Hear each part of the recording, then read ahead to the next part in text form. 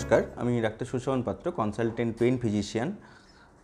আজকে একটা যে বিষয় নিয়ে আমরা আলোচনা করব সেটা হচ্ছে ফাইব্রোমাইলজিয়া।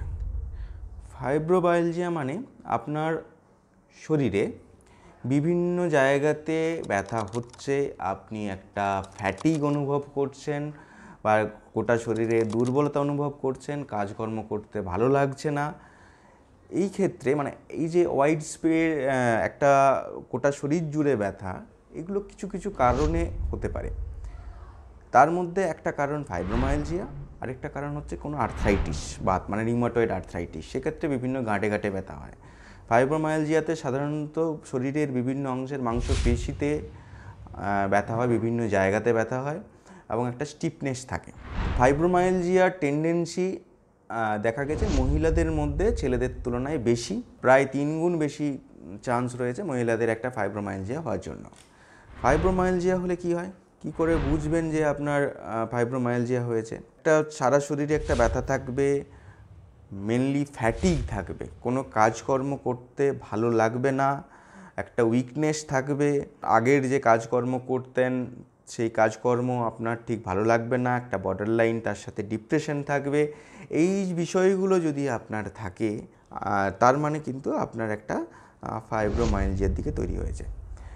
দেখুন, এটা এমন নয় যে আপনি চেষ্টা করলেই এটা ভালো হয়ে যাবে। এটা কিন্তু একটা ডিজিজ। এই যে প্রবলেম, এটা কিন্তু এক্সিস্ট করে। আমরা পেশেন্টরা, বিশেষ করে অনেক সময় ডাক্তাররাও এই জায়গাটাকে নেগলেক্ট করে যান যে এটা তো একটা মানসিক জায়গা থেকে তৈরি হয়েছে, এটা কিছু দিন গেলেই ঠিক হয়ে যাবে। ব্যাপারটা নয়, কিন্তু ফাইব্রোমাইলজিয়া এক্সিস্ট করে, এটা একটা রিয়েল প্রবলেম। তাই যারা এই ধরনের পেশেন্ট, তাদের সঠিকভাবে ট্রিটমেন্ট করা এবং যারা পেশেন্ট রয়েছেন তাদের নিজের প্রবলেমটা বুঝে সঠিক পরামর্শ নেওয়া এবং ওষুধপত্র খাওয়া, সেটা খুবই গুরুত্বপূর্ণ। এবার ফাইব্রোমাইলজিয়ার ট্রিটমেন্ট হিসাবে কি করা হয়?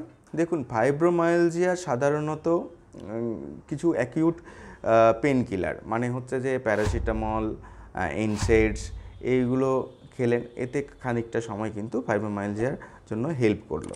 এরপরে রয়েছে অ্যাডজুভেন্ট পেন কিলার, মানে হচ্ছে অ্যান্টি কনভালসেন্ট বা অ্যান্টি ডিপ্রেশেন্ট, এই ধরনের যে মানে ওষুধপত্রগুলো রয়েছে সেইগুলো কিন্তু লং টার্মে আপনাকে কিছুদিন খেতে হতে পারে। এইগুলো খাওয়ার মধ্য দিয়ে কিন্তু একটা জায়গাতে আস্তে আস্তে আস্তে আস্তে এই সিমটমগুলো রিলিফ হয় এবং একটা আপনি বেটারমেন্টের দিকে ফিরতে পারেন।